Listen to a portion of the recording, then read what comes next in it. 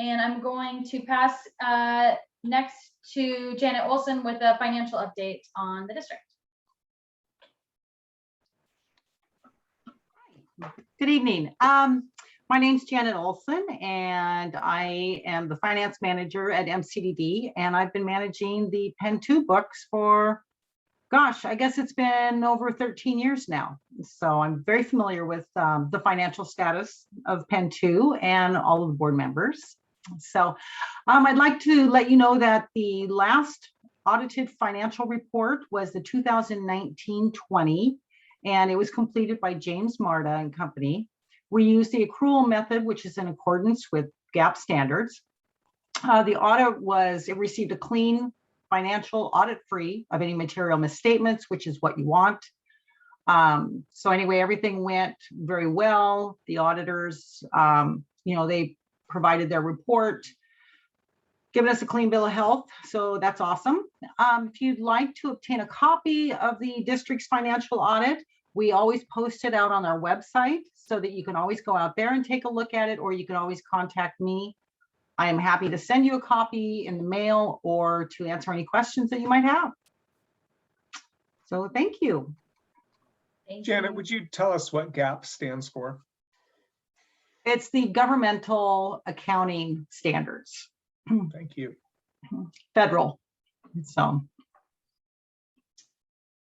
All right, so next we have Randy Lyons with our district operations update.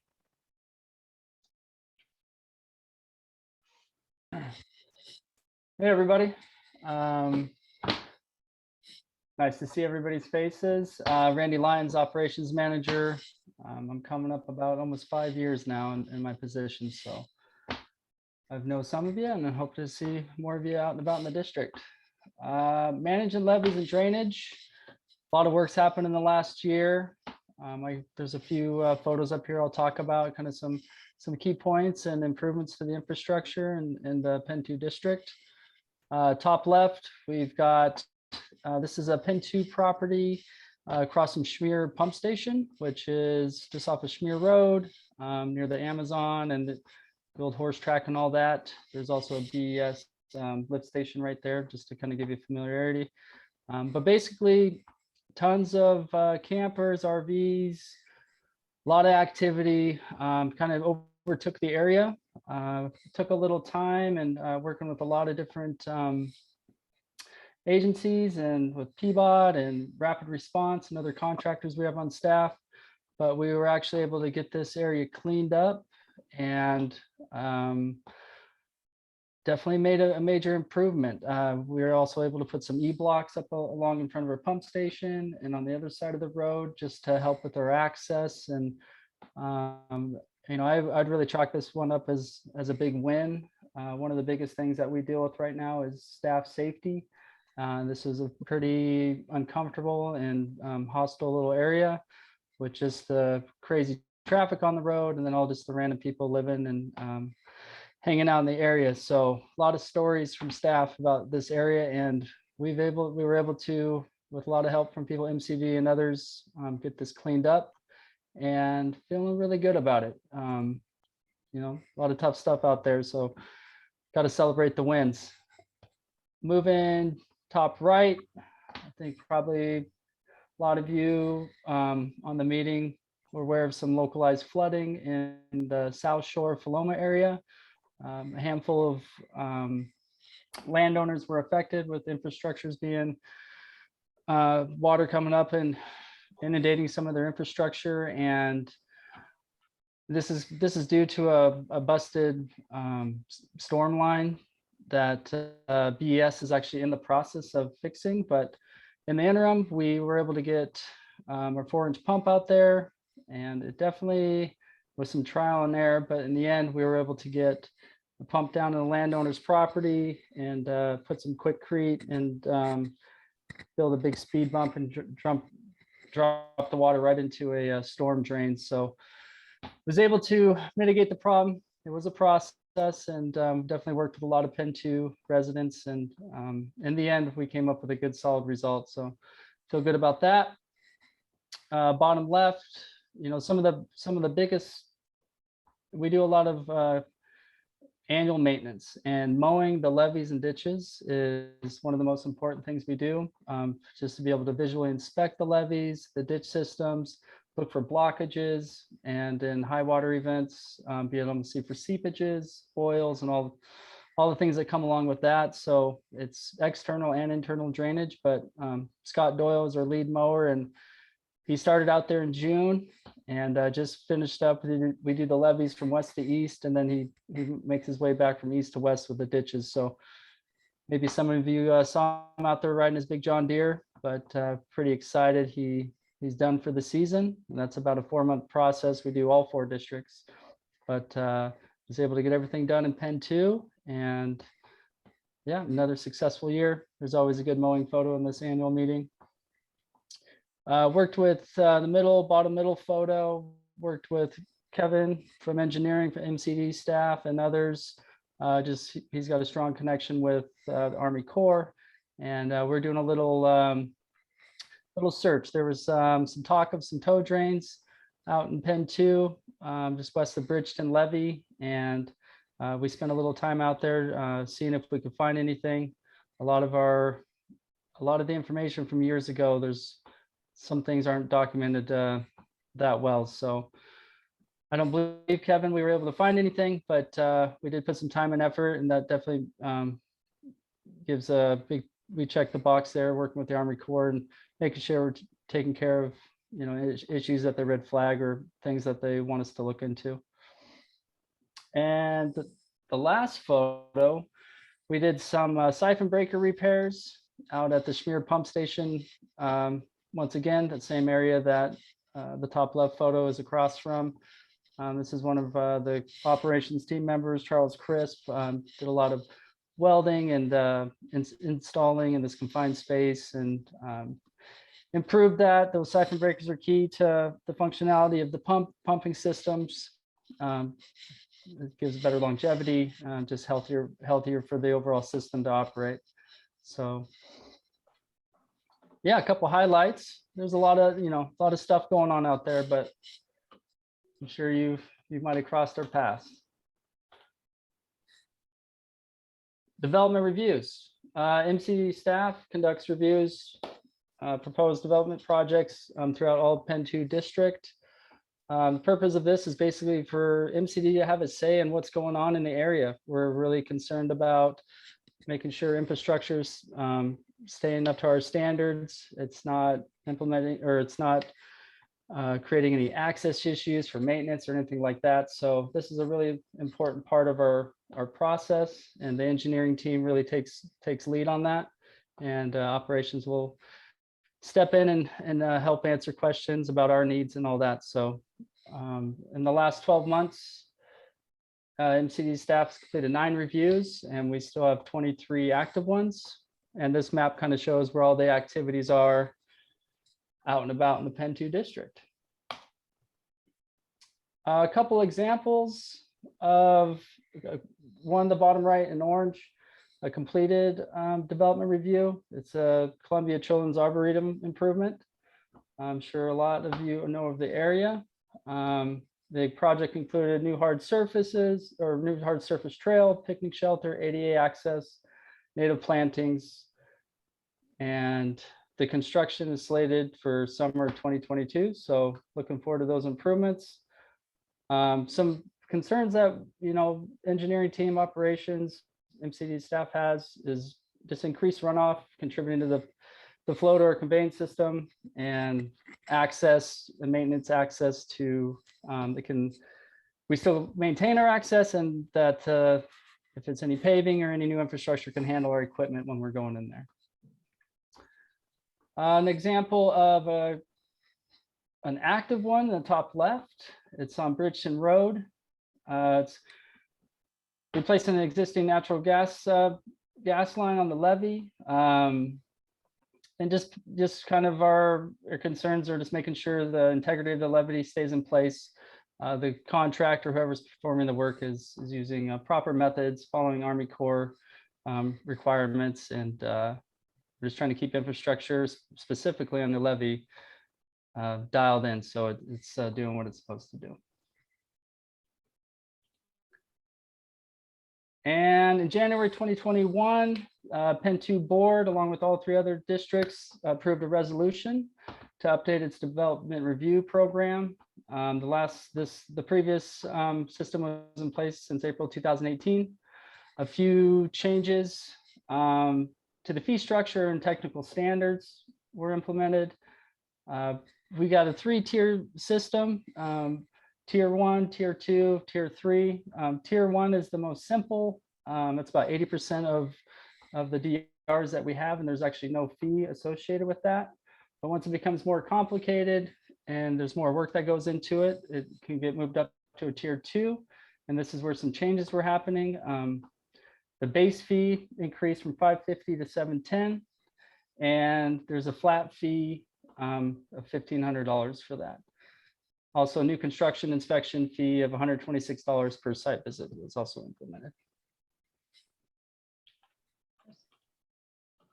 And looking forward, a lot of good things coming up. I think a lot of people are familiar with this 2000 top left, 2017 emergency repair. There's plans to replace the existing riprap with a bioengineering solution, soil and vegetation, replacing as was. And if there's further questions on that, I know Kevin from Severson from our staff, he's pretty dialed in on that information. Top right, U.S. Army Corps of Engineers, scheduled sometime 2022. We don't know exactly when. They're going to conduct their 5-year inspection of the PEN2 levee systems. But we've got a really good relationship with the Corps throughout the whole agency, especially our engineering team. And we don't expect any major red flags. We're in really good communication, and yeah, we don't expect to see any unknown deficiencies. We've been really working with them on a consistent basis to make sure everything's how it should be. Bottom right, we've got the 13th pump station outfall pipe project coming up. For those that don't know, this is on Anthony Fazio's property. He's the landowner. He's got a bunch of big piles of dirt. He's got a corn maze in that back area, but we got a pump station back there.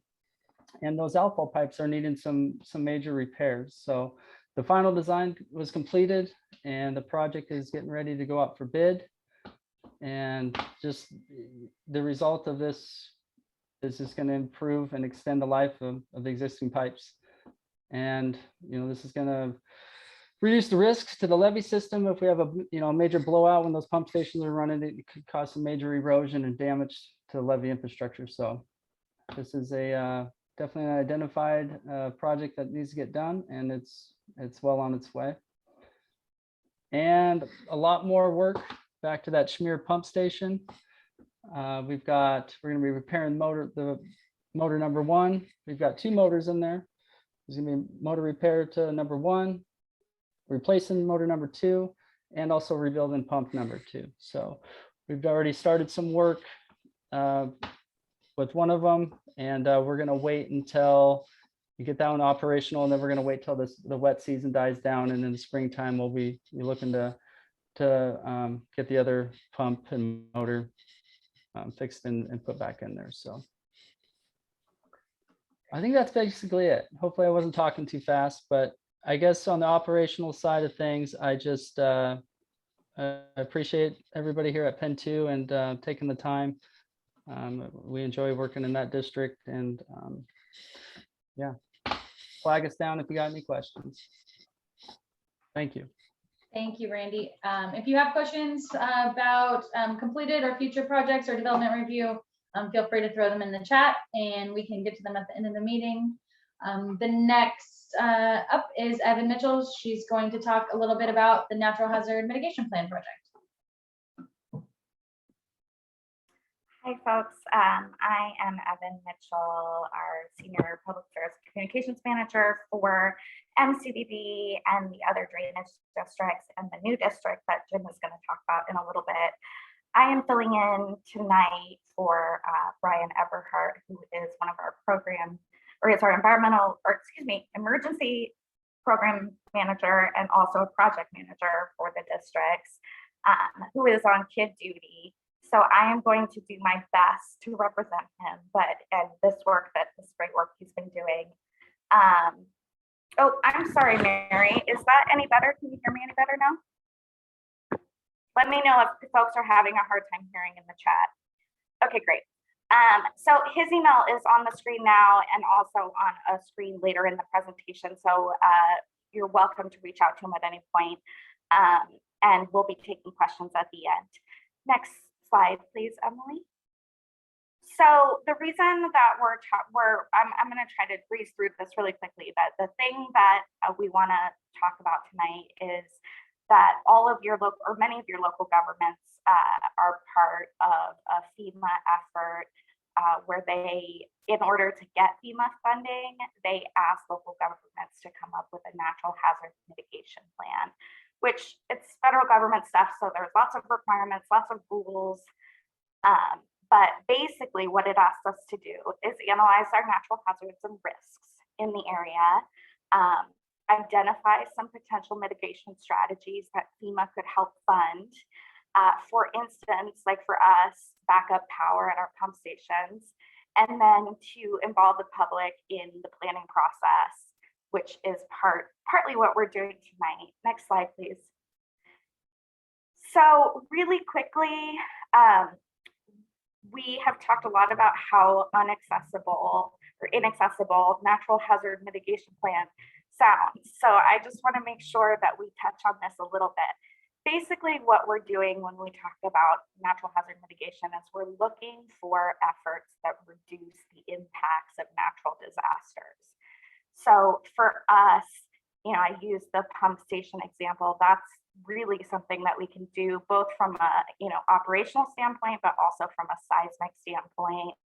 There's also a number of other ways that we can mitigate the risks around flood, or mitigate flood risk. Next slide, please. So currently we're working with Multnomah County to get ourselves added to their plan. They passed a plan in 2017 and they're currently working on renewing it. And the renewal will run for about 5 years. The districts are working to join that measure or that plan. And we've spoken to this group before about joining that plan. And we believe that this year we're going to get all the way through the process and we're going to be able to join.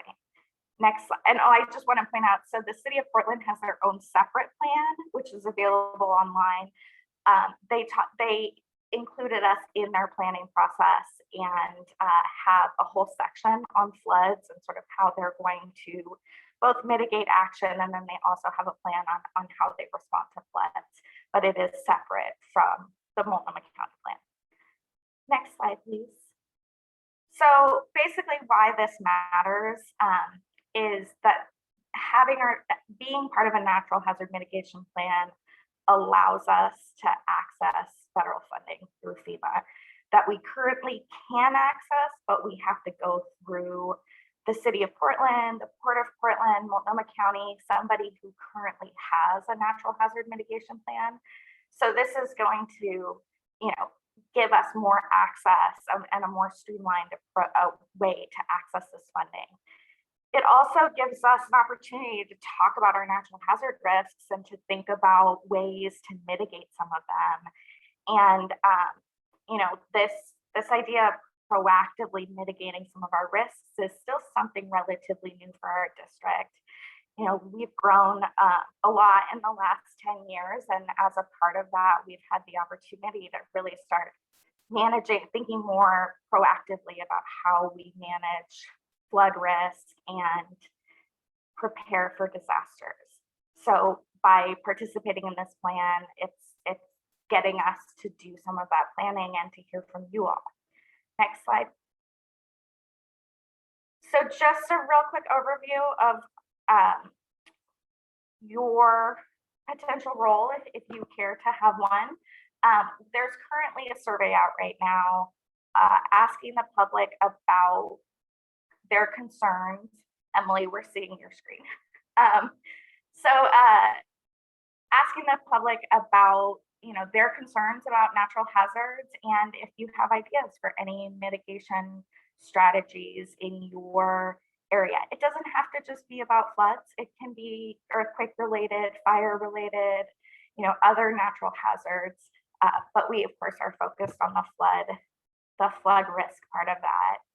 Then later this year, we'll share the strategies that have been drafted with our boards. In January, there'll be a draft plan out for public input, and we will share that plan with the folks who commented to us through the survey.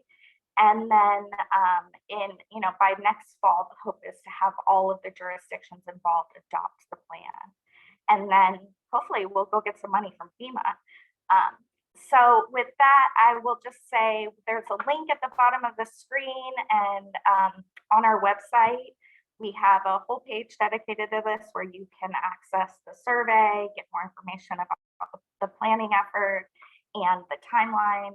And I'd be happy to take questions at the end of the whole presentation. Thank you.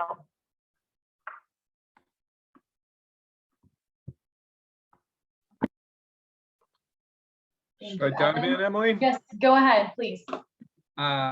Well, I'm back. Nice to still be seeing you. Thank you for hanging with us. I'm going to assume that people maybe don't know too much about all the things going on to improve the governance of our flood safety system. So what I want to start with is, you may know there are four drainage districts that were created around 1917. And after the 1996 floods, they all came together and decided it made sense to really streamline their organization by having one team run all four systems. And that team is Multnomah County Drainage District. And that was a huge improvement. And it really made us more efficient in terms of taking care of everything from the Sandy River clear to the I-5 and that area in between. After Katrina, I suspect many of you remember Hurricane Katrina, and it hit New Orleans. The federal government reviewed its standards for flood safety systems, and they updated the rules around the status of those systems in order to continue to be part of the federal flood insurance program. And what that meant for us was, here in the greater Portland region, these four districts needed to make some pretty significant capital investments to stay certified under the federal system of flood insurance. And folks at MCDD convened all the local cities, the county, some key business players and others, and they started working on a partnership to find ways to create the level of investment we need to stay in the federal flood insurance program and to ensure all of us stay safe in the face of a really incredibly fastly changing climate. And after the community came together around that, they decided to approach the Oregon legislature to create a new district. And the main reason really for that was there are a lot of people who benefit from the flood safety work and flood protection in the floodplain that didn't pay for it. And so the legislature created a brand new district, and the size of that district is far larger than the entirety of the four historic districts. It incorporates all of Multnomah County inside the urban growth boundary. And the exciting part of that for landowners here in PEN2 is it means all those people in urban Multnomah County who benefit from the freeway, who benefit from the airport and Amazon and FedEx and all those other amazing assets that we have behind our levees, are going to now have an opportunity, if we are successful, to help with the investments needed to maintain that protection. So where we are today is the governor of Oregon has appointed an interim board of directors to lead this new agency that was created by the Oregon legislature. There are 17 members of that board, and we are looking for 2 members, as I mentioned earlier, to fill some vacancies on that board. One of the key tasks of this interim board is to develop a new way of paying for all the work that Randy talked about and all the work that we need to do to modernize our system to be ready for the really phenomenal amounts of rain that we're seeing fall around the world. And so we are working really hard with an expert team of consultants to create a new way of generating revenue to pay for both the operating and capital needs of our flood safety system. In addition, when the legislature created the new district, it added some new tasks. It asked us to consider equity in everything we do. And I'm proud to sort of echo what Mary Helen said. We had all the historic districts endorse some equity statements today that I think are really powerful and very important.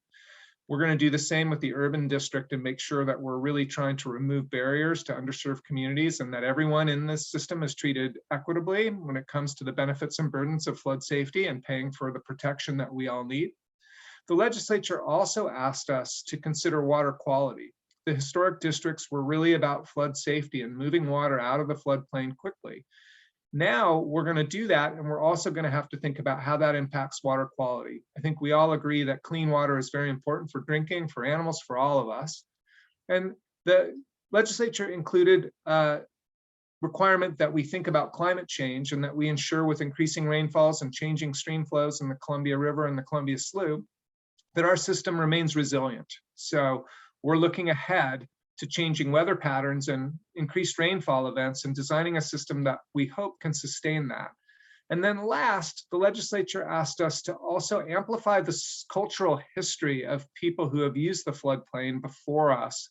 That includes Indigenous people, it includes the African-American community and the Vanport community, it includes the Japanese internments, and it includes all the farmers and others and now the industries who make a living and help all of us have a vibrant, prosperous community here by using a dry floodplain that we've created together. And then finally, the legislature also decided that it was time to modernize and really renovate the way we govern the system. And so instead of being elected by landowners based on acreage, the representatives on the ultimate board will be elected by the voters of the new district. We think that's going to be much more representative. We think we're going to get more diversity on our board. No offense to any of the existing board members. They are terrific. But we think it's really nice to have voters have a direct say in who's running this system. And finally, we are looking to ultimately include all those folks in urban Multnomah County to help pay for the system that helps keep your land dry. We're excited that this new entity, this new utility, the Urban Flood Safety and Water Quality District, has the authority to ask voters to approve general obligation bonds to help finance the capital needs to improve our system. So we're really excited. We are hoping to have a model of new ways of generating revenue prepared in early winter. And then we'll be able to look at how different types of fees and taxes and charges impact different kinds of people. And we're also going to be working with community-based organizations to think about equity, to think about climate resilience and water quality and cultural history, so that we design programs that are acceptable to the landowners and also that implement this mandate from the legislature. So we're very excited to invite more people into helping finance our flood safety system. And we'll be engaging the public in a conversation about how we raise that revenue and who pays that revenue next spring. And the new board will ultimately make decisions around that, and they will ultimately decide if they want to issue a capital bond through all of urban Multnomah County to help us modernize our system. So I'm getting some questions. It was hard for me to read them while it was hard for me to read them while I was talking, but we're going to get to all your questions here in just a minute. I guess what I want to say is this is a really incredible opportunity from my perspective to expand the tax base that's available to help pay for flood safety, to make our system more representative, to make it more equitable, and to make it more resilient. I think all of us know that it's important to look at the way we do things periodically and look for ways to improve them. Like any person who's over 107 years old, they're still awesome and super wise, but maybe they're not as nimble as they once were. And we're excited to build a new system that serves you and meets your needs, and also includes all those others in urban Multnomah County who so far have not had to pay for the amazing value that this dry floodplain creates. So that's what we're doing. We hope to have this work completed sometime either between May of 23 or May of 25. And our goal is to do it quickly because right now we're spending an awful lot of time managing multiple boards, and we really only have one staff. And again, those boards are terrific, but they're a legacy of a system that will benefit all of us if we can modernize it. Thank you, Jim. If you have questions about that transition or the new district, please throw them in the chat. We'll be glad to address them once we wrap up staff presentations. Evan's going to take on the next piece as far as our partnership with the Corps of Engineers. Yeah, hi again, and I'll actually be turning it over to Mark Wilcox soon. If you can switch to the next slide, Emily. So we're going to be talking about our partnership with the Corps of Engineers, and scrolling through some of the names here, I imagine that some of you are here just to hear about this work. I know this is something that you all have paid a lot of attention to and care about deeply. And before I even get to anything, I just want to make sure you know, and that's going to be the point of our presentation, that the Corps heard you and made a lot of substantive changes to their plan to accommodate the feedback that you gave them in early 2020. But before we get to that, we're going to talk a little bit about how we got to this point, why we're partnering with the Corps, then what's in the final recommended plan so that you have a really good sense of what it is that they're recommending and that we fix in PEN2, and just a little bit about next steps and timeline. And then we will be at the end of the meeting and we will get to all the various questions that have been flowing in the chat. Emily, next slide. So to set the stage a little bit, I just want to run through a couple of slides that focus a little bit more on the big picture. So we, as Jim just described, we manage 4 districts. Those 4 districts take care of a combined total of 27 miles of levees, 12 pump stations, and about 45 miles of slough, pipes, culverts, ditches, and we protect an area of about 1,300 acres, or 13,000 acres, which is about the size of Beaverton, if you think about it in terms of land mass. PEN2 specifically has 6 miles of levee, sort of 6 miles of conveyance, and 2 pump stations. Next slide, please. We've also touched on this a couple of times tonight. There's a ton at risk in our districts, and the area has really changed dramatically in the last 100 years.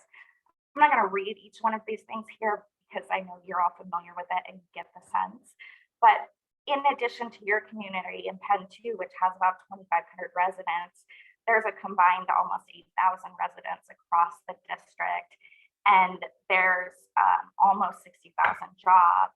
At nighttime, there can be up to 30,000 people in the districts because of the businesses that operate overnight, and during the day, it's much higher than that. So we have a lot of stuff going on in our area. We also are one of the biggest economic backbones for our state. So the work that we do is really important, and we try to always remember how much we protect. Next slide, please. We also have a long history of flooding. As you all know, we have had a number of floods. Again, I'm not going to walk through all of these. The one that folks are most familiar with is Vanport, which there's a photo of that in the lower right corner. We also, a number of you, I believe, were here. I've talked to some of you about being here in the 1996 flood, so you remember what that was like. We also have had a series of less severe but high water events in the last several years that have sort of tested the system and showed us that it's aging and it needs some repairs. Next slide. And as Jim alluded,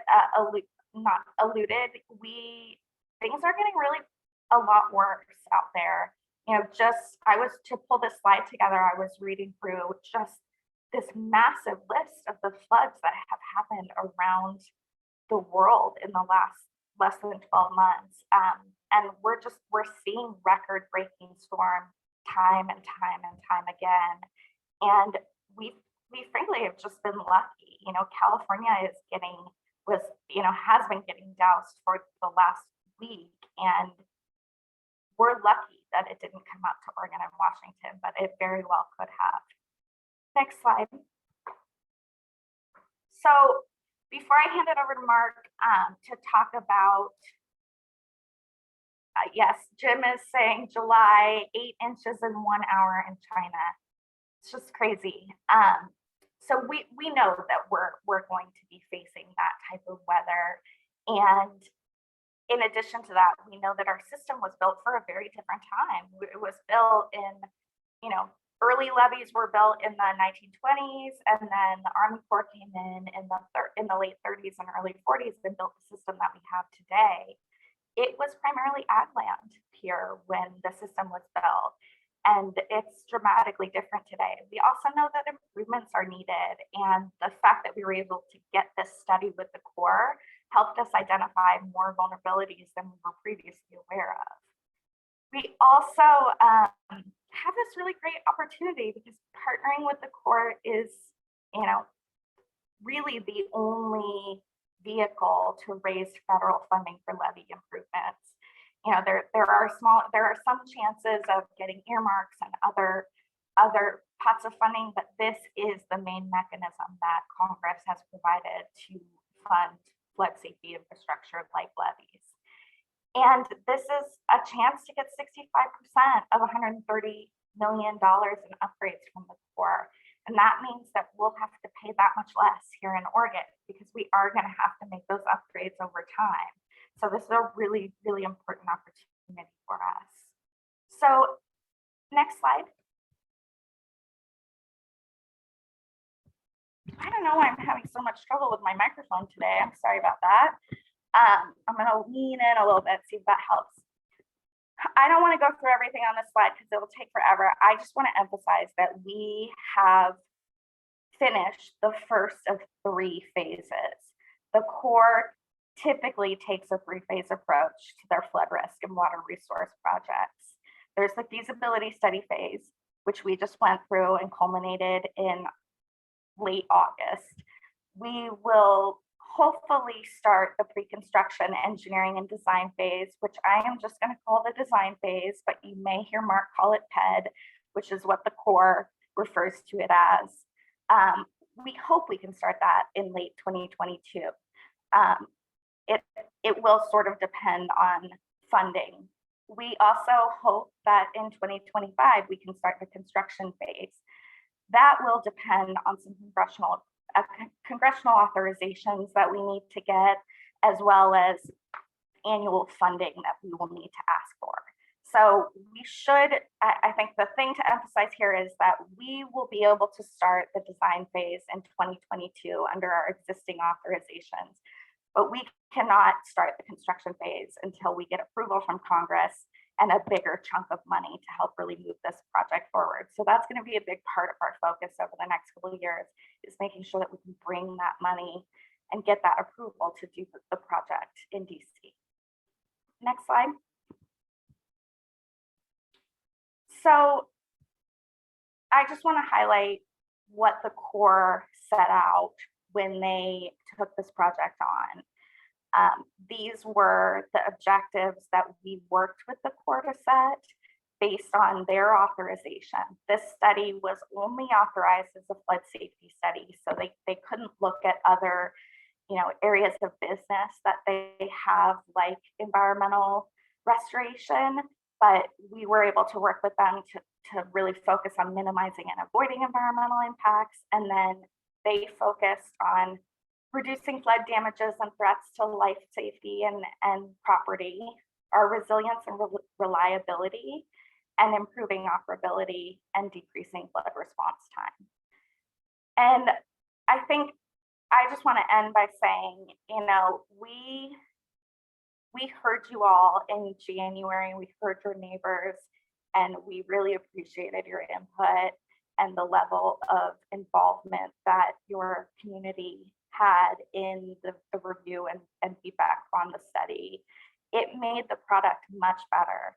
We're going to keep advocating, and we're going to keep listening first and advocating for you all to minimize disruption, inconvenience, and potential impact. But we did build our community right next to and in some cases for you in floating homes, directly on a massive river. So, we need to keep moving forward because our system is old and it needs repairs. And so, Mark's going to talk about next steps, and I just want to urge you to continue to stay involved and to continue to provide feedback when we ask for it, because it's going to be several years that we continue to work on designing this. And we really want to make sure that we're serving you well as we continue to find ways to improve this infrastructure, which we need to do. So with that, I'll turn it over to you, Mark, to describe what's actually in the plan. Great.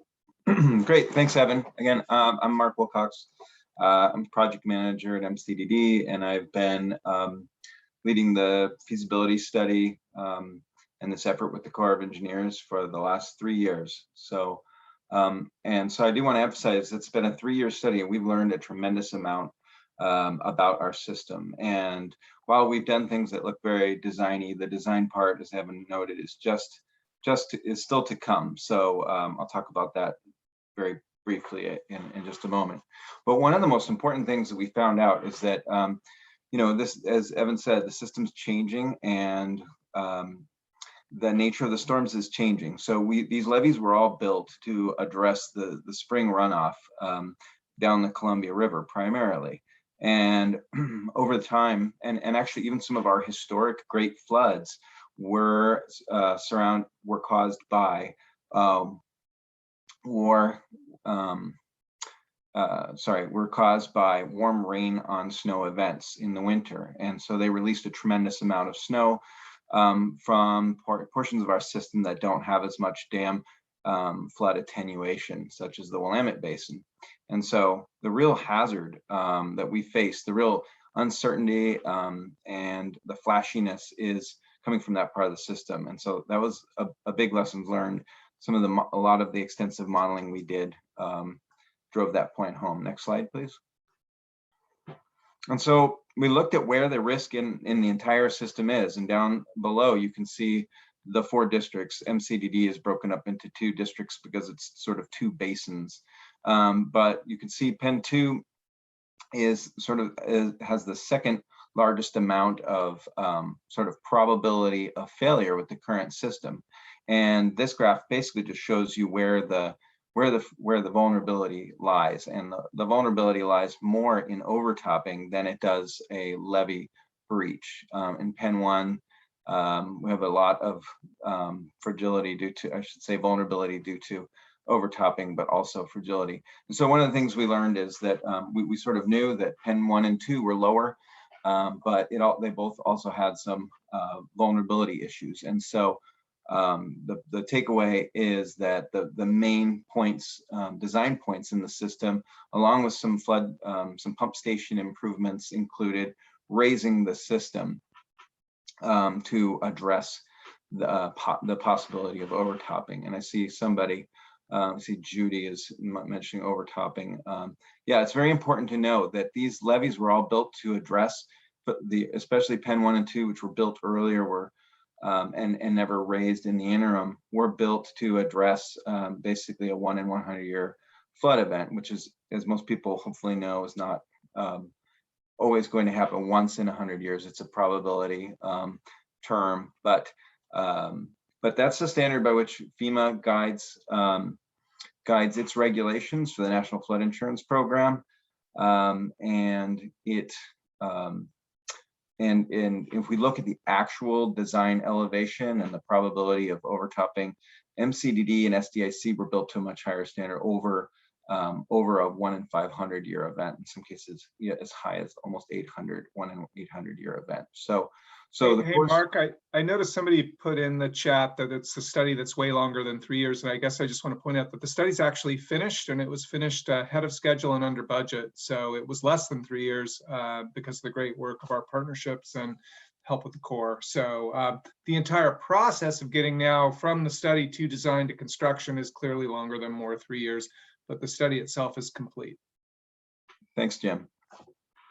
Yeah, we can take more questions at the end about the details on that. Obviously, we have a long-standing relationship with the Corps, so it's kind of hard to tell where all the work that's been done with the Corps starts and stops. But this specific study effort has been 3 years and is complete. So I'll talk a little bit more in the next slide, please, about these measures. One of the big areas of emphasis, well, let me back up. So a lot of you heard a lot of talk, especially in PEN2, about the tentatively selected plan. The tentatively selected plan was an early alternative that was later developed into what we call the recommended plan.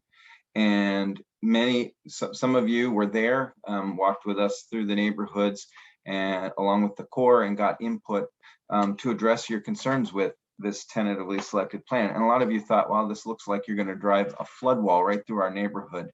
And specifically on the north end of PEN2 down Bridgeton Road and Marine Drive, because we were trying to raise the levee up to 40 feet. And the big change was, and it came through a lot of meetings and field walks with residents where the Corps, as Evan said, was trying to listen and find out what does this thing need to do to be sustainable for you? How do we maintain our community? This thing is right in the middle of our community. We can't have these big flood walls.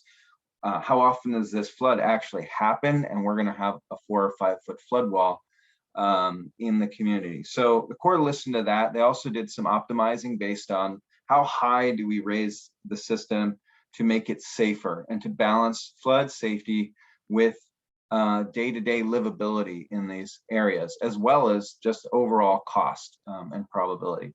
So, so they lowered the system target elevation raise to 38 feet, and that enabled them to address some of the levee raise through things that are a lot more palatable, hopefully, that things like raising the road, at least the crown of the road, by 1 to 2 feet, and making up, which is a lot easier to incorporate into the existing community without blocking views, without creating hazards to navigation and driving, and all those things, vehicle access, and concerns about home values. And so the Corps listened to all that, and I also want to emphasize that no matter what you see in the plan, the final plan when it comes out, it is a plan. It is a feasibility study plan, and the hard engineering is yet to come. So there's still going to be opportunities for input, and we will be providing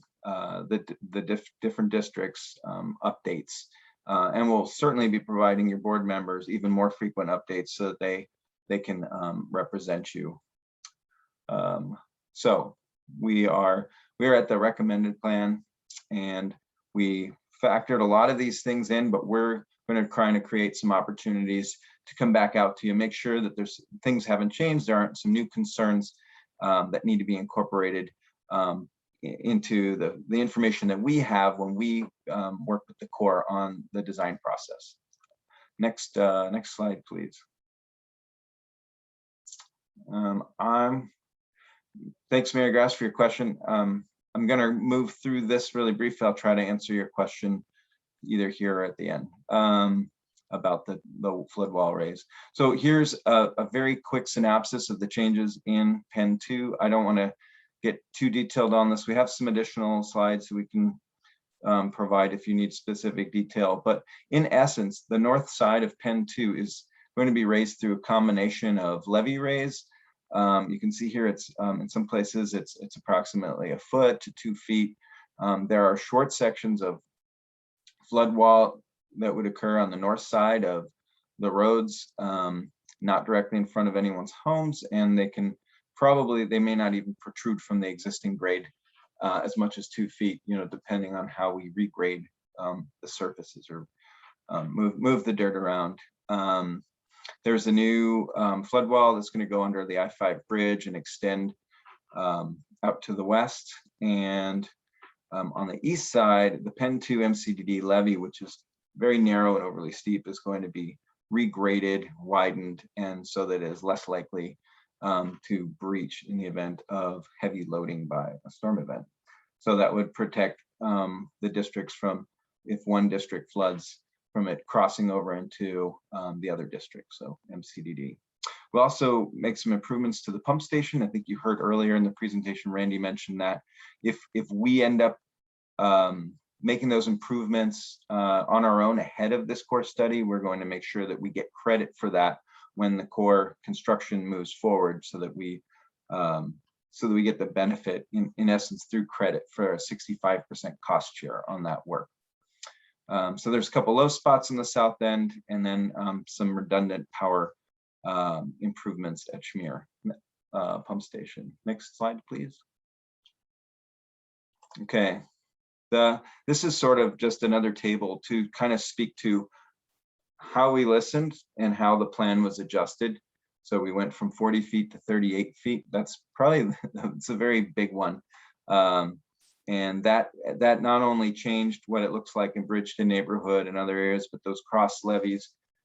Anywhere you have a levee and you no longer raise it as much, it also reduces the horizontal impact of the changes to that levee. So it's not as wide and not as intrusive, and there's not as much impacts to the landowners adjacent. For instance, the PEN2 MCDD levee had some impacts on Riverside Golf Course and some public properties, such as the port had some properties to the east, and those are all minimized. And that also reduces impacts to wildlife and open spaces. Next slide, please. One of the less talked about measures, there's a series of measures that speak to our cooperation and with the other emergency plan holders to get all of this good. The plan is 1,200 pages long, I will say plus. It's very dense. There's a lot of information. And there's a lot that informs us about how these floodwaters move through the system and how people are impacted and what we can do to get people out more quickly and more safely, and including trying to develop some information that will help us develop evacuation plans and possibly signage and educational materials.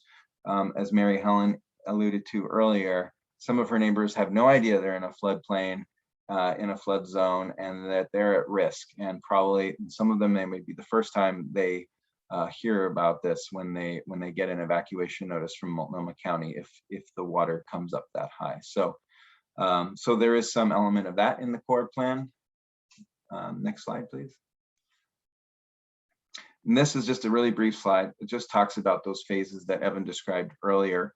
And so right now we're sort of at this point, we have the approved chief's report that sort of ends the feasibility study. And right now we're waiting for the assistant.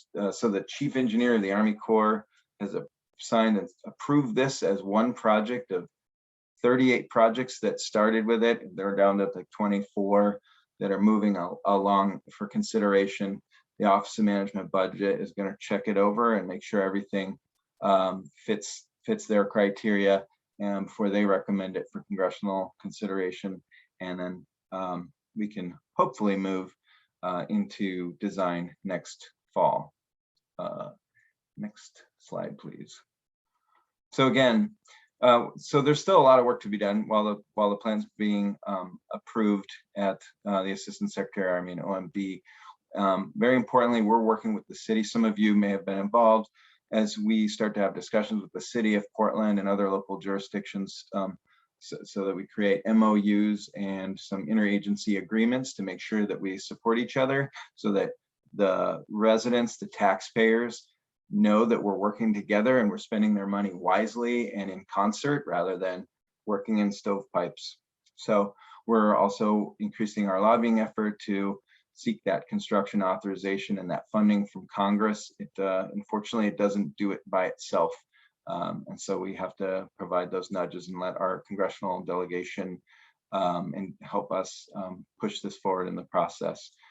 We expect next summer to, as I said earlier, to kind of reach out to you and provide you other opportunities to show you what the Corps heard, what they've sort of got down on paper, and things we missed or new things that we need to incorporate. And it's going to be important to know, like there are certainly things that are directly going to impact you, and then there's aspirational things like, you know, Bridgeton has a master plan, and you know, some of those things we might be able to dovetail into the construction work, and some we just have to be aware of so we don't design those improvements out when we get to the design process. So we will definitely try to keep you up to date. We'll have to send out, there is a Corps website, and we have our own websites that provide updates periodically, and we definitely will be pushing out the new plan once we get the final signatures up at the federal level. So I think I've done enough talking. I hope you all have a bunch of questions. Sometimes I mean that. Sometimes I'm scared. Okay. But I would like to just address Mary Gress's question about the 2-foot flood wall. Can I talk? That's me here. Can I speak a little bit? So my property is at the west end of Bridgeton Road. I have a large gazebo that goes down to where my floating homes are. Then all of my tenants park along the flood wall right now. So I'm trying to imagine how you can raise the road by a foot or two. You're talking about replacing the road, but then my gazebo runs into that. Are you going to replace my gazebo too, or have some kind of a step to that? With the water running into it, the cars will have to be parked that way. It just seems quite bizarre, extremely expensive, not to mention the other side of it, which I know there are homeowners here. There's a sidewalk. Are you going to replace the sidewalk, or people have to walk down the sidewalk to their houses? It seems so simple to just raise the flood wall along there that's already there. There's a bulkhead. Just replace. That's a really good question, and you know, I will say part of the reason the Corps is always looking for solutions where they can move dirt rather than build concrete walls. One, because of the obstruction to visibility, but there are places where flood walls do make more sense, and the Corps just didn't. When they're looking in feasibility, when you put 100 feet of flood wall is probably 10 times or more expensive than 10 feet, 100 feet of levee, and so. But we do recognize that there's going to be probably some additional situations where we need additional hard infrastructure versus just raising the grade. And those things will all be worked out. That I appreciate you mentioning that, because I don't specifically recall that item. It may be in the Corps' notes, but I do know which gazebo you're talking about. And, in some cases with the 2-foot challenge, that we're going to be able to work around that and design a lot better than, say, a 3 or 4 foot wall. So we will definitely note that and look at that as a design constraint. So I appreciate you mentioning that. And I also think it's important for neighbors to have some of these discussions about what they find acceptable, because again, a lot of folks, the folks on the south side look at a wall on the north side as an aesthetic problem or an obstruction to their line of sight. And folks have different opinions. If they're looking at cars, they're not seeing anything other than the cars, so it's not going to make a change. But I apologize for not getting involved in this earlier. It just seemed so bizarre to me that they would even consider doing that, that when they announced that's what they chose, I was blown away. So who do I speak to get this officially on the record? You can keep coming to these meetings. You can speak to Evan. She'll make sure that I have it when I talk to the Corps. We will have more meetings. The good news is you have a lot of time to get your input in. So there again, we have about 2 years of design. We have a year to get to design and then 2 years of design. So just to give you take a deep breath. It's going to be okay. It's pretty important to me. So thank you. You're welcome. Looking down. So yeah, I'm looking through questions as well. Folks, keep them coming at us in the chat if there's other stuff that you want to ask about. Hi, my name is Judy, and I want to write in on what Mary Gress just was talking about. Mary, it seems like you're on the towards the schoolhouse side of the road, and I'm down by the more west side. I'm on Moore Avenue. And I'm a south side owner of the levee. And Mark, I just wanted to make it, since this is being recorded, I just wanted to bring it to everyone's attention that what happens is right now, when the recycling trucks leave our little cul-de-sac, they're just churning up and tearing up the levee on the south side with their wheels. There's nothing the drivers can do. It's just these big, huge trucks.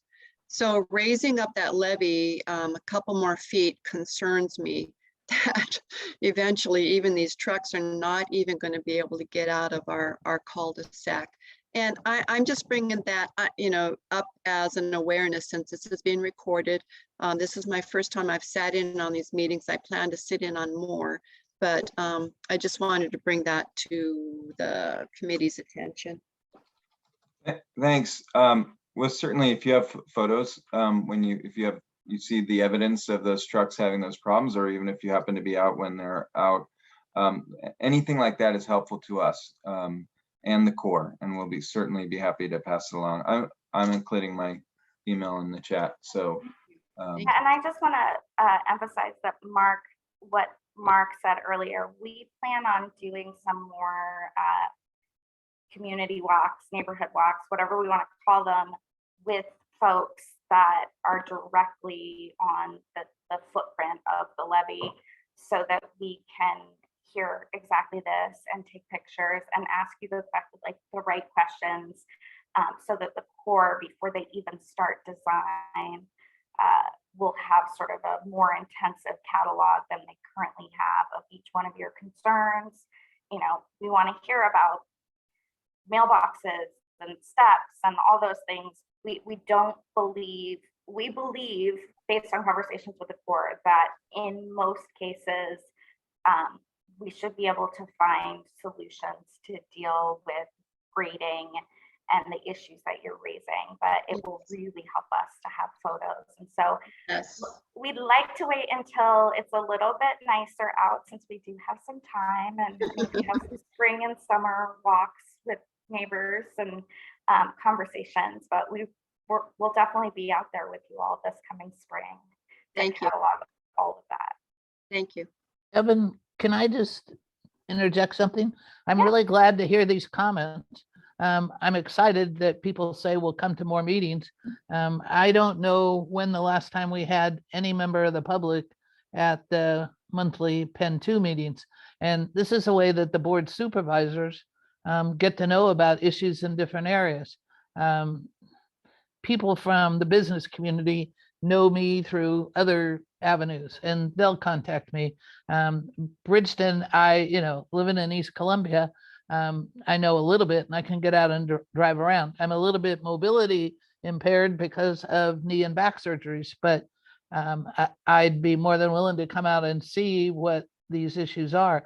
But it's encouraging that, if it's only 2 people that come and represent, so that people don't, we've all been involved in community activities where we feel like nobody's listening to us. And I just want to encourage people to share in their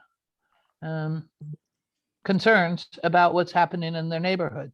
And I'm not going to know everything about what happens at, the Jubas truck stop or at, the golf course. But if they share those concerns, it's just as important to me to hear from those large property owners as it is the people in Bridgeton, as well as renters and, the floating home community. So I just want to encourage those people and say thank you for coming and expressing your concerns. And I hope that you feel like you have an avenue now to continue to contribute. What I think might be helpful about that is I did not receive anything in the mail about today's meeting, and the email I received was just sent out yesterday. So maybe a more efficient way to communicate to the community might be helpful. Yeah, we did just update our email list and with some landowner emails that we got, and we sent a mailing to landowners. It's not always, I feel like that's not always quite fair. And again, this goes back to like the old way that the drainage districts were set up. In Bridgeton and East Columbia and in other places in our districts where we have houseboats especially, but also condos and apartments, we technically we only invite, with the mailing, the landowner, quote unquote. So for instance, Mary, I know your name from our various lists because you are the landowner for 2 of the Morridge's houseboat communities down there. But all those people who live in your community don't technically get invited to these things. We're trying to work on that, but then we also have to go through the whole conversation about how you can't vote if you're not a landowner. So it's going to get so much easier when we're all one district and everybody has a vote and who serves on the board, because you'll be doing it on a ballot. And every community meeting we have will be open to everybody in the community. But regardless, we do want to get better constantly at our communication. And so if there are folks on the line that didn't get a mailing and didn't get an email or got it really late, please, I'm going to put a link in the chat. If you could sign up for our email list, there's a little tick box where you could choose the U.S. Army Corps of Engineers project specifically, so we don't bug you about anything else if you don't want. Then we can definitely make sure that you get all the updates about what's going on with that project. Bill, to answer your question, so how is a marina owner accounted for as a landowner? It's the owner of the land along the levee. Emily, I see you nodding. Do you want to add something there? I think that's really as far as I understand as well. Yes, it's just like truly the owner of like the real property in that space. And so certainly other people are invited to participate. When it comes to, in particular, the landowner meetings, just based on the statute, it's only like those owners of physical property and not renters or otherwise. And with our new district being Multnomah County inside the urban growth boundary, floating homes are now actually in the district because the UGB goes into the river, whereas now you're not in our district. I really appreciate that. Is there, when does that happen? Well, that's a really great question. If I knew the answer, I'd probably be a really wealthy man. But we are hoping that we can really get the new district up and running in 2023. We need some changes to the authorizing legislation to make that happen, but we're making progress on those. And that'll happen or not in the short session of the legislature this winter. But we need to generate first revenue using something other than the way we generate revenue for the historic districts. And we need to elect a regular board. And so we're aiming again for May of 2025 to get that board elected and to get the revenue coming into this new district so that we can streamline everything into one agency instead of 4. That's great. So you said there's 2 open positions, correct? Correct. Yeah. So I am actually not a landowner, unfortunately, but I got the invite anyways. So that's why I'm here. I have a friend who's in our in PEN2, and she is a landowner and did not get that. So I forwarded that. Oh, you muted, Patrick. I don't know if you know, Patrick, you're muted and you sounded like you cut off right in the middle. Oh, sorry, my apologies. So I don't know where I got muted, but I have a friend who owns property in PEN2, and she did not get an invite. So I was wondering if there's which way, other than to sign up for a roster for it online, how would she have got that initially? How would she have even known to come to this meeting? Yeah, we take the tax lot lists and use those to send mail to. I'm going to be really honest with you. We've had some real challenges with the Postal Service recently. So I don't want to, it's ultimately on me. I'm the executive director, so I'm accountable for that happening. And I regret that happened.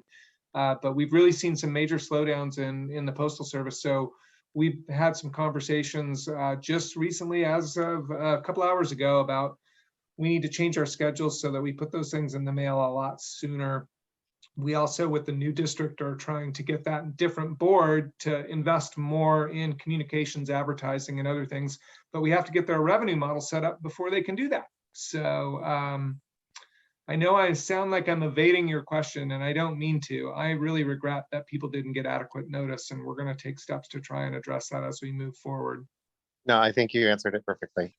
Thank you. Well, and just to address that a little bit, one of my neighbors just today got his mailing, and he said, why didn't I, one of those things. And he said, why don't you just put signs up at the intersections? So we might need to go to the old fashioned way of, putting a sign out somewhere, or hand delivering, there's Girl Scout troops that'll do that. So I just want to know that there are other people with probably more archaic forms, and the post office is causing everybody all kinds of trouble. So I want to jump in because someone asked a question earlier, and I want to be respectful of the folks that asked questions early on in the presentation. The first one I came across was Alice Walker asked, Jim, there was a loophole talked about in a previous meeting where PEN2 was at risk for double taxation. Has it been discussed to make sure the clause that PEN2 owners could still be taxed separately is removed? I want to see if anybody on the call on the staff knows what Alice is referring to. Well, I suspect it might be that if we set up this new urban flood safety and water quality district and we're paying into that, that you would no longer have to pay to PEN2. You would only ever pay to one flood district. Yeah, that was the previous thing that came up as you guys were figuring out how you guys were going to raise funds for it, whether it was going to be like an additional amount on water bills or something. But what came up is that there was still going to be the clause that we could potentially have to still pay the taxes that we get and be subjected to the additional money in the other fundraising, like on our water bills. I just wanted to make sure that it was really well documented that whatever way we shift over to paying for the new system, that the old way is like all those legal loopholes are closed down. So Alex, I want to share with you that it is unconstitutional for districts to provide the same services and tax or assess landowners from multiple governments for the same services. And so we've talked about that a lot, and we'll make sure. I'm not sure what this loophole was or what the conversation was before, but we've looked into it quite a bit, and our board chair was very interested in that point when we created the district and created the legislation to make sure that we really understood that we were not going to ask anyone to double pay. So hopefully that means we won't mess it up. Great, thank you. I'm sure we will all let you know if you do. Yes, and please do. All right, thank you very much. And one of the big hurdles we have is, again, to generate that initial revenue. And then this newly elected board for the bigger district will actually be able to call for the dissolution of the historic districts. And again, there are some steps we need to take according to our authorizing legislation to get there. And we're working to do that as quickly as possible, but not so quickly that we leave people out or don't listen to what people are saying. Great, thank you. Thanks for the question. What else you got, Evan? I don't see any other questions in the chat that we didn't get to, I don't believe. But Mr. Kaufman, did we get at your issues? I want to make sure.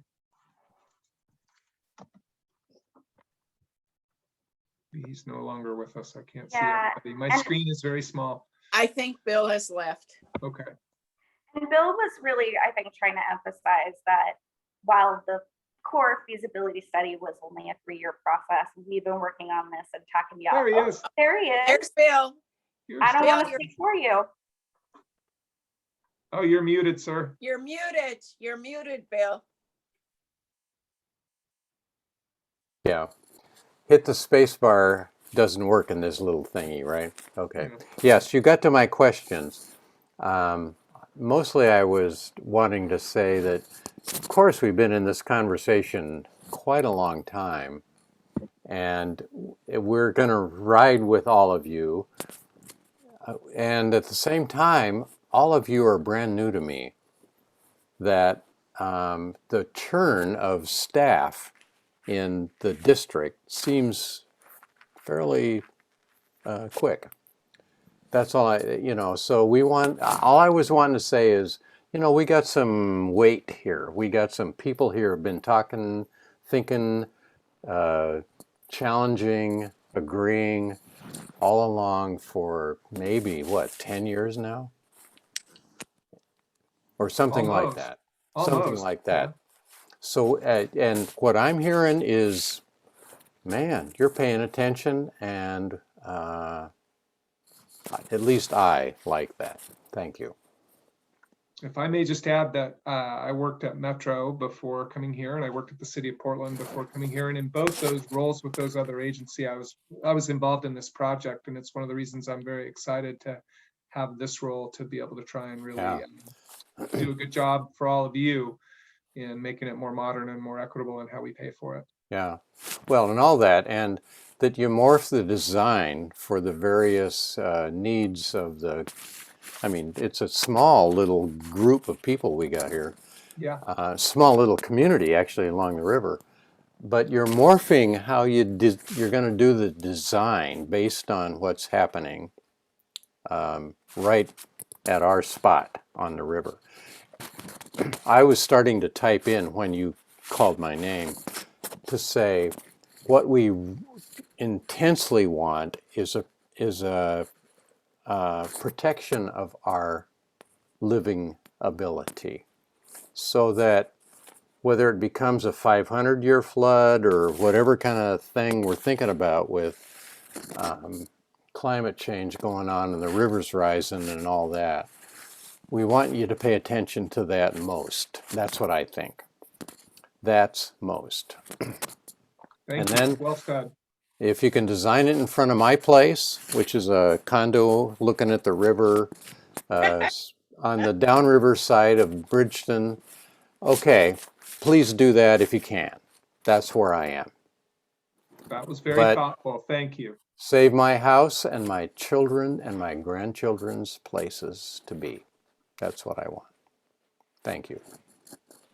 Got a flutter of questions, so I'm gonna try to throw out a couple of them, and I think, Jim, you're probably the right person to answer a handful of these. I'll do my best. One is about the new district board. Just wondering, the new board, will the new board have community residents on it? So the board will have, and Evan, you may need to rescue me here. We'll have 9 members, if I'm not mistaken, and 5 of them will be elected by voters, and 4 of them will be appointed by the governor. Evan, help me remember the slots that the governor appoints, will you please? There's one for the Port of Portland, and then there's essentially one for a levee flood safety expert, so that there's always somebody on the board who knows a little bit about the work that we do. And then one for an environmental nonprofit and one for an equity focused nonprofit. And then the other 5 will be elected from the district by the voters, so it will depend on who runs. And 4 of those have to be from within the managed floodplain, and 1 is elected at large, so the entirety of Multnomah County, basically within the urban growth boundary. So y'all should start gearing up to run. Or you could join the PEN2 board first. Yeah. I would say now. So the next question I've got here is, well, there's one about how PEN2 does its tax assessments, and I am going to defer to, I think, Emily. It's about, what combination of footage and acreage, and how do we calculate that?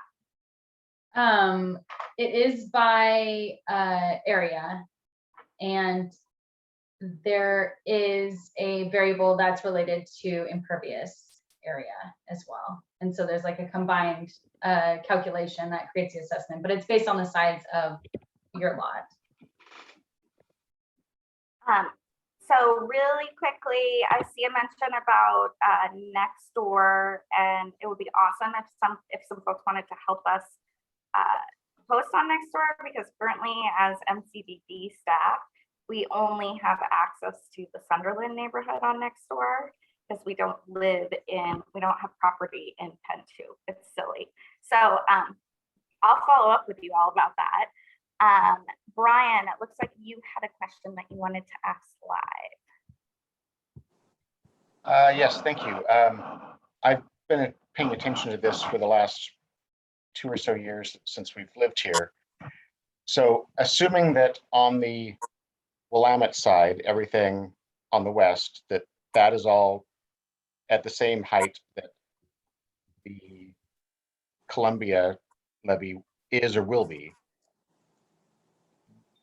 what happens with the slough? So on the southwest corner of Kelly Point Park, the slough opens up.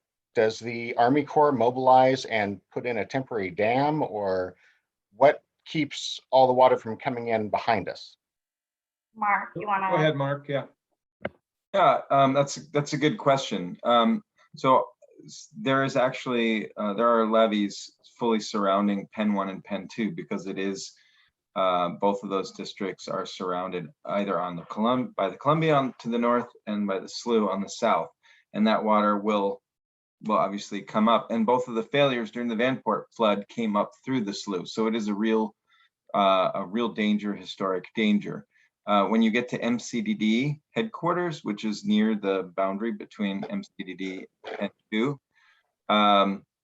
the levee basically ties into high ground on the south side, and the slough is essentially cut off by the levee. So all the water moving in the slough up above that it's now no longer tidal, and it's no longer subject to being raised by the Willamette backing up.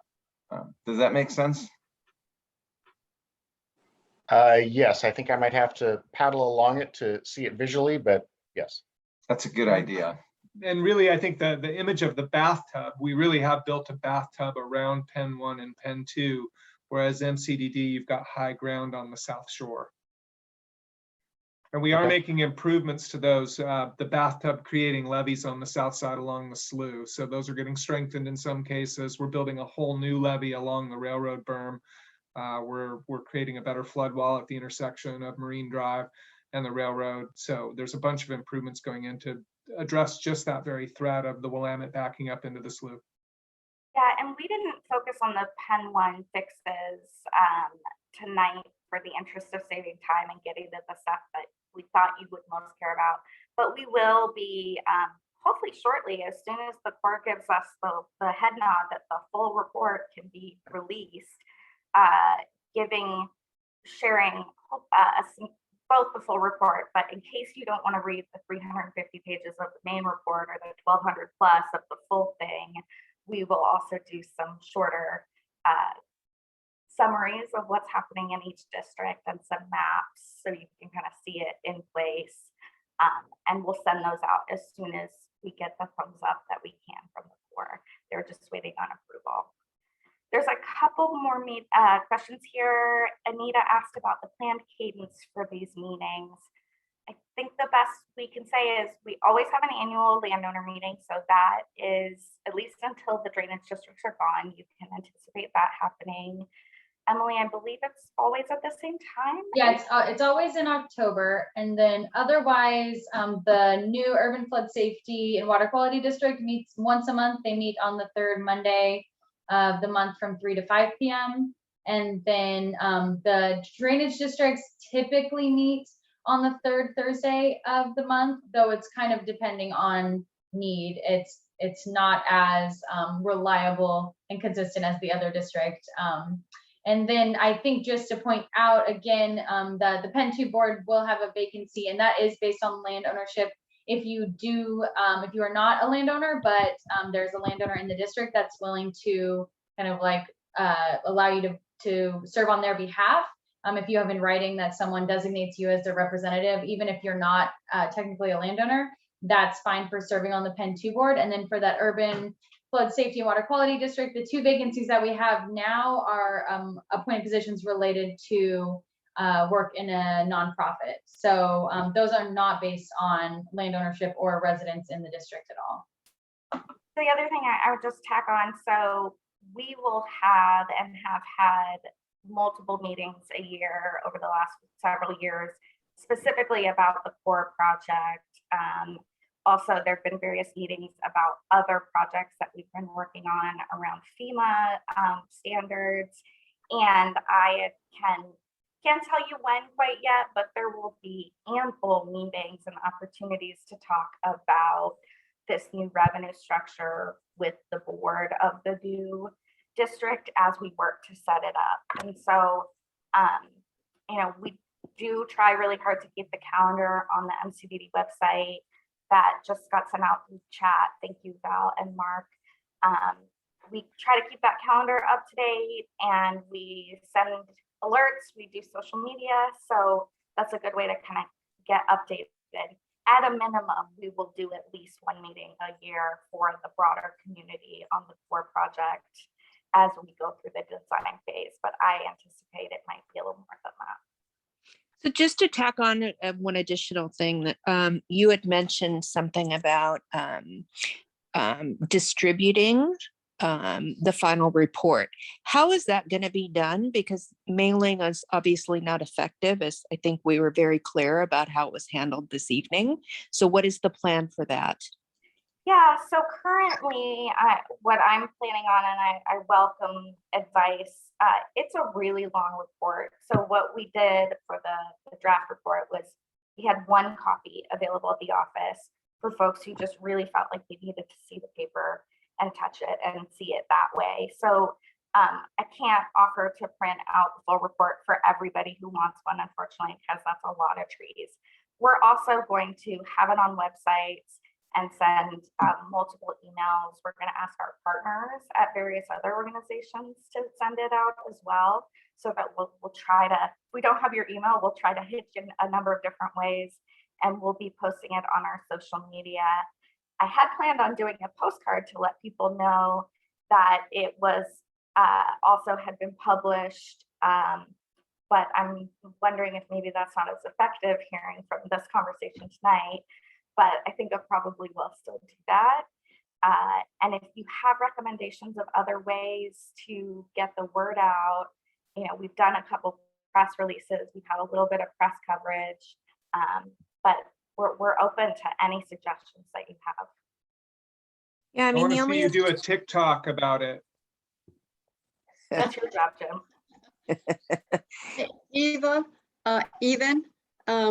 you mentioned Facebook, but also Bridgeton has a Facebook page. And I was hoping that maybe someone would sponsor you guys to become a participant in that so that you could post all of this information. That'd be great. Yeah, that's a great idea. we definitely will at least ask Tom and Bridget and folks to post for us. They've been really great about doing that. Oh, it seems like, you know, it seems like you guys should just be able to post yourself. I mean, you guys are a part of our community, let's face it, you know. Thank you. That's a great idea. I'll ask Bridget about it the next time Thank we you. connect. Thank you. Anita, were you going to make a suggestion? I feel like you might have gotten cut off. Yeah, the only other feedback I wanted to give is, you know, to the response of my question of what is scheduled cadence going to be for this. I think I heard a repeating theme during this call that there are owners that are very concerned and want to start participating in this meeting. So I think that was really clear. But to only meet once a year, I'm just not sure how their concerns can be communicated and received if we're just meeting annually. So that's an annual landowner meeting, and then there's always likely to be a monthly meeting either of all the drainage districts together or of the individual districts or of the urban districts. So again, the landowner meeting like this, where we invite everybody in and we do voting on the boards, is only annually. But there are a lot of other meetings throughout the year, at least one a month, that's related to the issues of the core and the project that they're going to be working on in the Bridgeton neighborhood. Now, obviously, we're not meeting about that every month, but the people responsible for managing that are getting together every month. And you Okay, have access to them. and are those meetings open to landowners? Yes. Okay. They're all open to the public, and the public has an opportunity to testify and listen and join. Doing them virtually right now, so it's pretty easy to join. And is there a post somewhere or are people notified? I mean, of when these are going to take place? Yeah, well, you can go to our website or again, sign up for our email list and we push out notice of those things on social media. They're published in the newspaper. That's Yeah, great. If As you long have as it's out suggestions there. for how to do it, we're always interested in having more people attend. They're Well, on the the other thing we have done, Anita, is we hold meetings specific to this topic, and we will continue to do that. Sorry, Leslie, please jump in. I just said that they're on the calendar.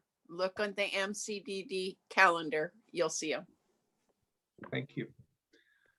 There was a question about whether there's an opportunity with the urban district for current landowner assessments to go down.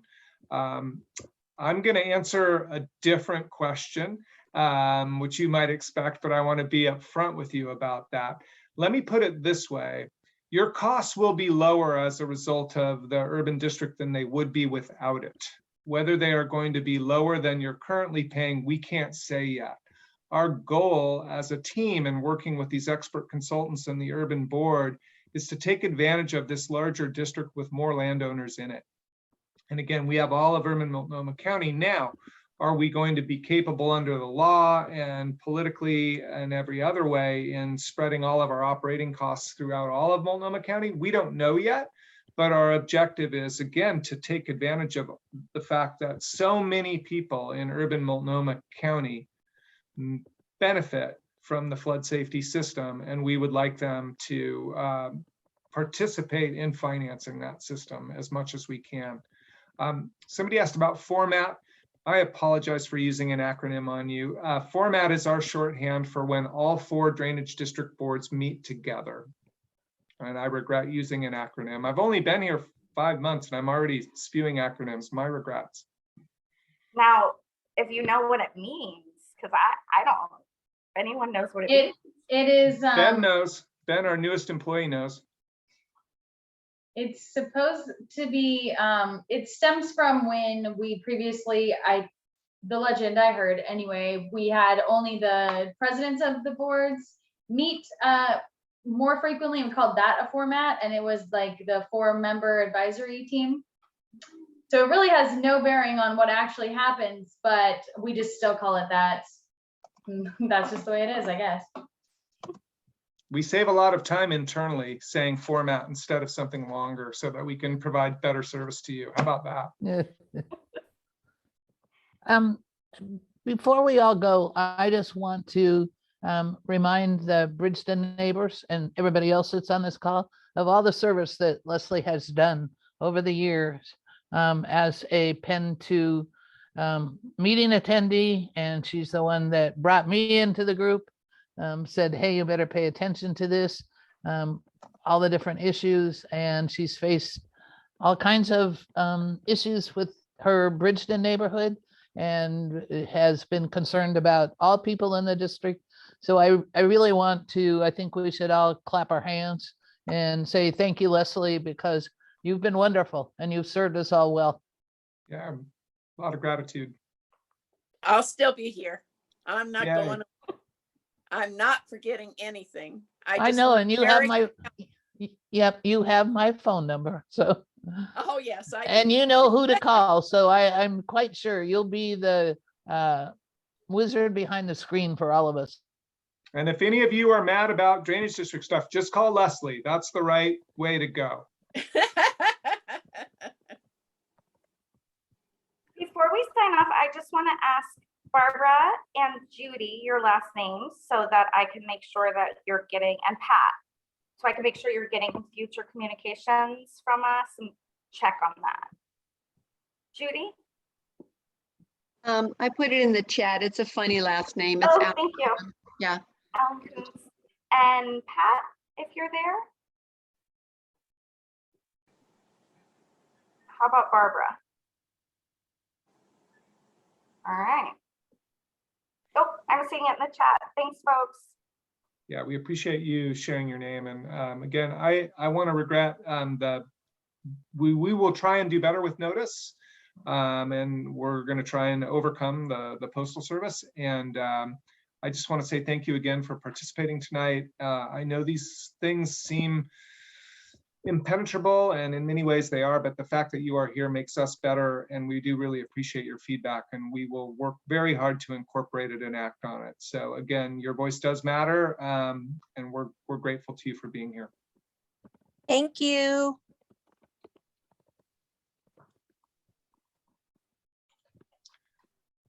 Mr. Chair, do we need a formal adjournment? I think, sure. Yeah, Val, as a landowner, you can go ahead and formally adjourn this meeting. I could say we're adjourned, although I don't know that we ever actually came in formally into True. session.